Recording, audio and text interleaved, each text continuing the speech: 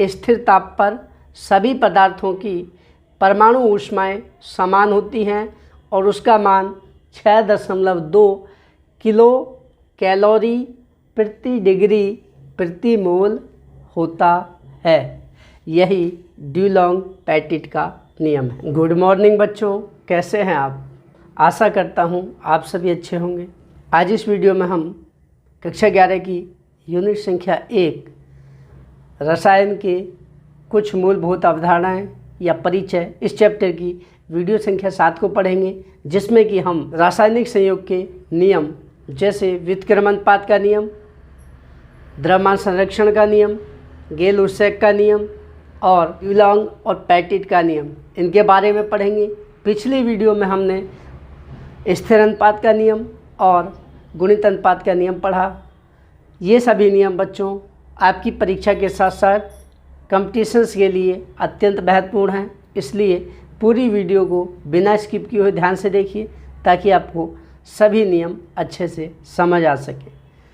और यदि आप हमारे चैनल पर पहली बार आए हैं तो चेक कर लीजिए कि सब्सक्राइब वाला बटन यदि आपको लाल रंग का दिख रहा है तो उसे दबा कर ग्रे बना दीजिए और बेल आइकन को दबाकर ऑल वाला ऑप्शन चुनिए ताकि आपको लेटेस्ट वीडियो के नोटिफिकेशन तुरंत ही मिल जाएं जैसे ही हम एक नई वीडियो अपलोड करते हैं।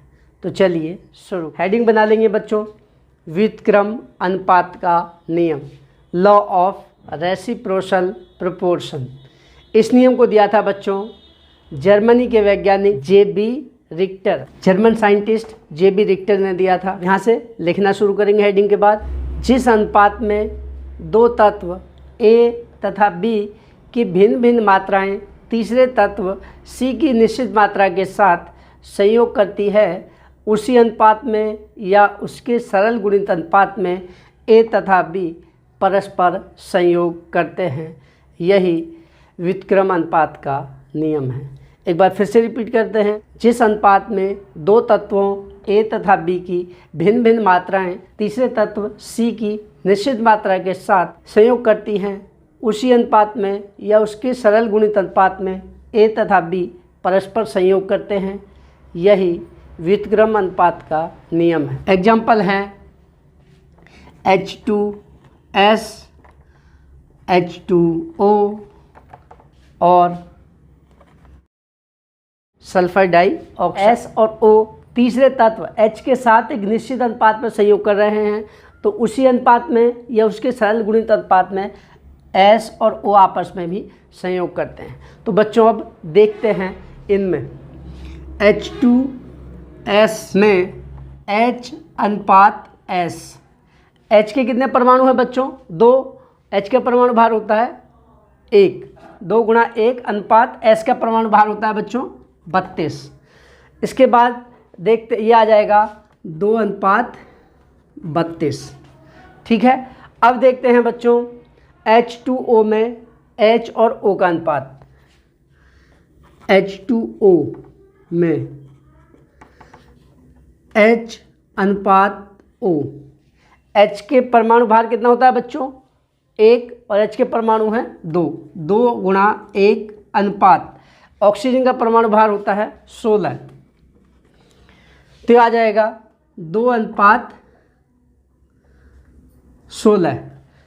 बच्चों H2S में 2 ग्राम हाइड्रोजन से जो संयोग करती है सल्फर वो है 32 ग्राम। इसी प्रकार H2O में H की 2 ग्राम के साथ जो संयोग करती है ऑक्सीजन वो है बच्चों कितनी?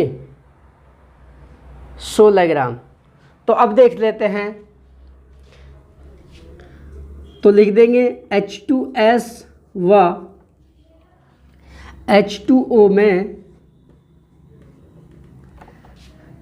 H की 2 ग्राम के साथ संयोग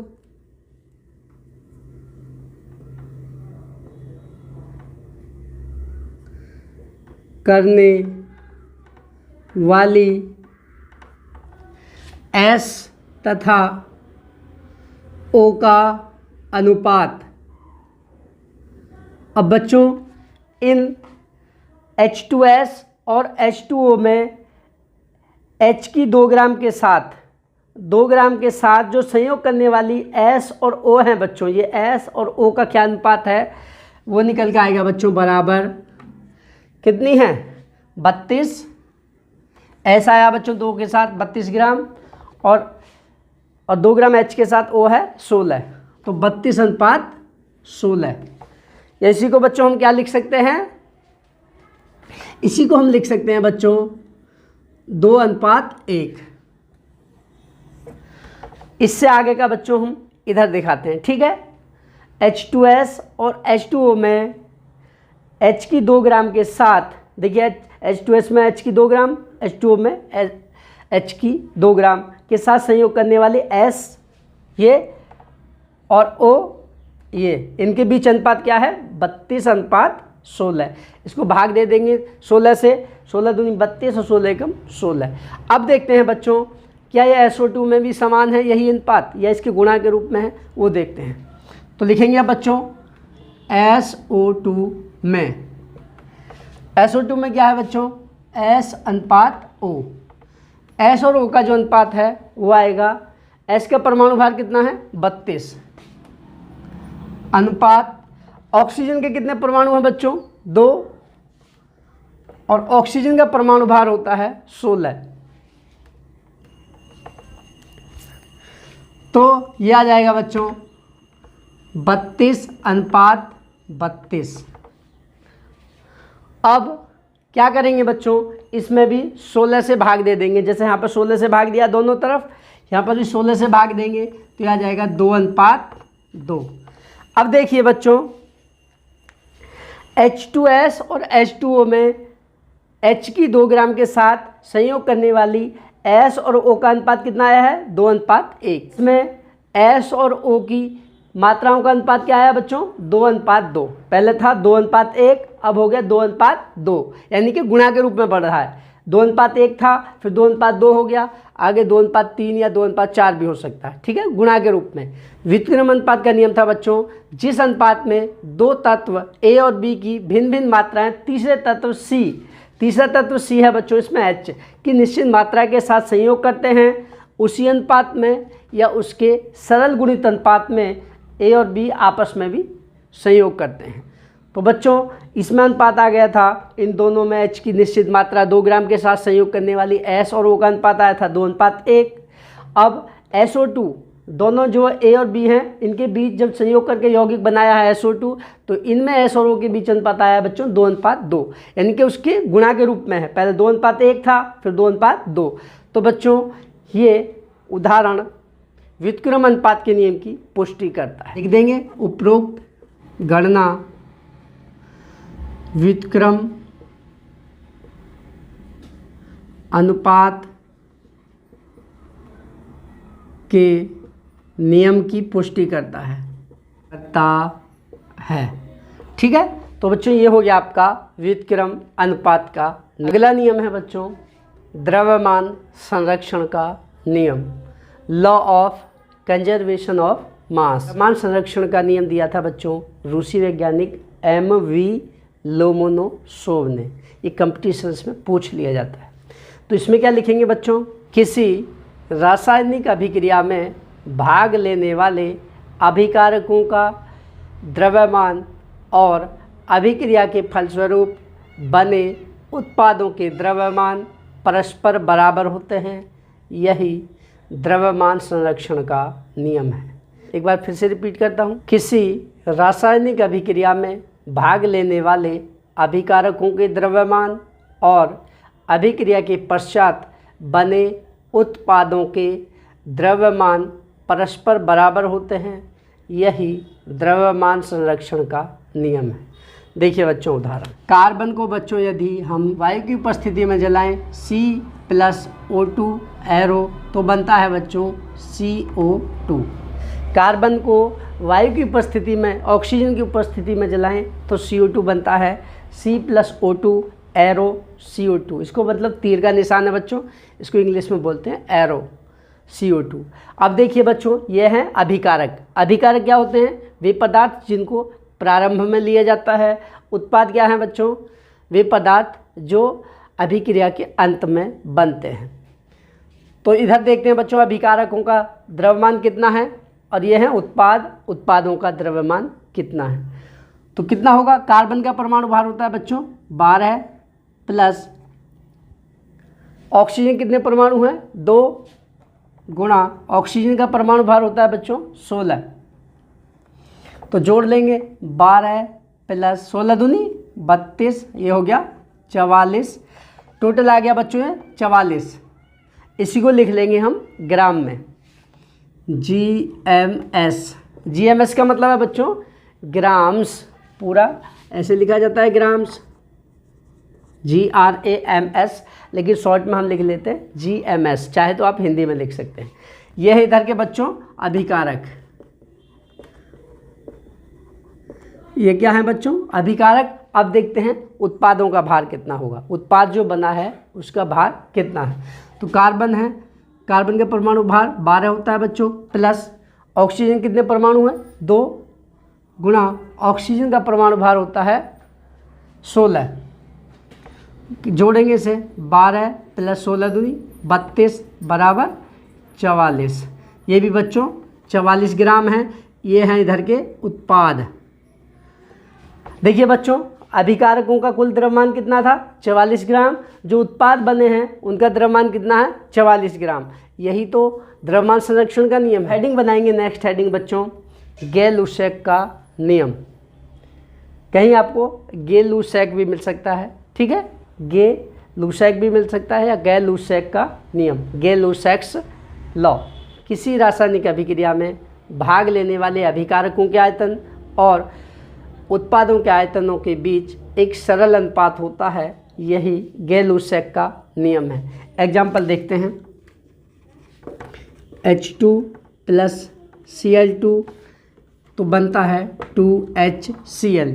H2 के कितने अणु हैं बच्चों, अणुओं की संख्या को ही हम आयतन के रूप में रिप्रेजेंट करते हैं। जो अणु होते हैं उन्हें ही आयतन मान लिया जाता है। H2 का कितना अणु है 1, तो इसको बोलेंगे एक आयतन। Cl2 का कितने अणु हैं 1, अणुओं की संख्या शुरू में होती है, जो दाईं तरफ है ये उस तत्व के परमाणुओं की संख्या होती है अणु में। तो क्लोरीन के कितने परमाणु अणु हैं 1, तो ये हो गया एक आयतन। अभिक्रिया के पश्चात जो HCl बनी है बच्चों, HCl के कितने अणु बनने हैं 2, तो इसको कहेंगे 2 आयतन। देखिए एक आयतन और एक आयतन, टोटल 2 आयतन है अभिकारकों के और 2 ही आयतन बने हैं उत्पादों के। तो दोनों के बीच एक सिंपल अनुपात है, सिंपल रेशो है बच्चों, यही आपका गे-लुसैक का नियम है। अब देखते हैं अंतिम नियम बच्चों। अंतिम नियम है ड्यूलांग और पैटिट का नियम, ड्यूलांग एंड पैटिट्स रूल। एंड है बच्चों, ये AND एंड लिख सकते हैं आप, ड्यूलांग एंड पैटिट्स रूल। कहीं कहीं आपको सीधे ही ड्यूलांग पैटिट्स रूल, यहाँ पे हाइफन लगा हुआ, डैश लगा हुआ मिल सकता है, ड्यूलांग पैटिट्स रूल। स्थिर ताप पर प्रत्येक पदार्थ की परमाणु ऊष्माएं समान होती हैं, जिसका मान 6.2 किलो कैलोरी प्रति डिग्री प्रति मोल होता है। क्या है बच्चों ये ड्यूलांग पैटिट्स नियम। स्थिर ताप पर सभी पदार्थों की परमाणु ऊष्माएं समान होती हैं और उसका मान 6.2 किलो कैलोरी प्रति डिग्री प्रति मोल होता है। यही ड्यूलांग पैटिट का नियम है। अब इसके बाद लिखेंगे बच्चों इसमें क्या होता है, परमाणु ऊष्मा। सूत्र है इसका, परमाणु ऊष्मा बराबर परमाणु भार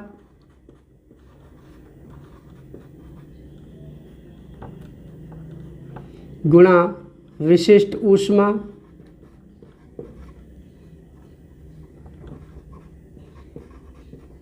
बराबर, इसका मान होता है बच्चों 6.2, हिंदी में लिखे दे रहा हूँ, किलो कैलोरी प्रति डिग्री प्रति मोल। इंग्लिश में ऐसे लिखेंगे, क्या है, परमाणु ऊष्मा बराबर परमाणु भार गुणा विशिष्ट ऊष्मा। इन दोनों का गुणनफल जो होता है बच्चों वो होता है बराबर परमाणु ऊष्मा के, और इसका मान होता है 6.2 किलो कैलोरी प्रति डिग्री प्रति मोल। यदि ताप स्थिर है बच्चों तो सभी पदार्थों की परमाणु ऊष्मा का मान यही आता है। यही है आपका डुलोंग-पेटिट्स नियम। तो बच्चों आज इस वीडियो में हमने व्युत्क्रमण अनुपात का नियम, द्रव्यमान संरक्षण का नियम, गेल-उर्सक का नियम और डुलोंग-पेटिट्स रूल को पढ़ा। आशा करता हूँ ये सभी नियम आपको अच्छे से समझ आ गए होंगे। यदि कोई नियम या कोई स्टेप आपको समझ नहीं आया है तो आप कमेंट करके पूछ लीजिए, हम आपको बता देंगे। तो बच्चों आज के लिए इतना ही पर्याप्त है। कल फिर एक नई वीडियो के साथ मिलते हैं, तब तक के लिए थैंक यू।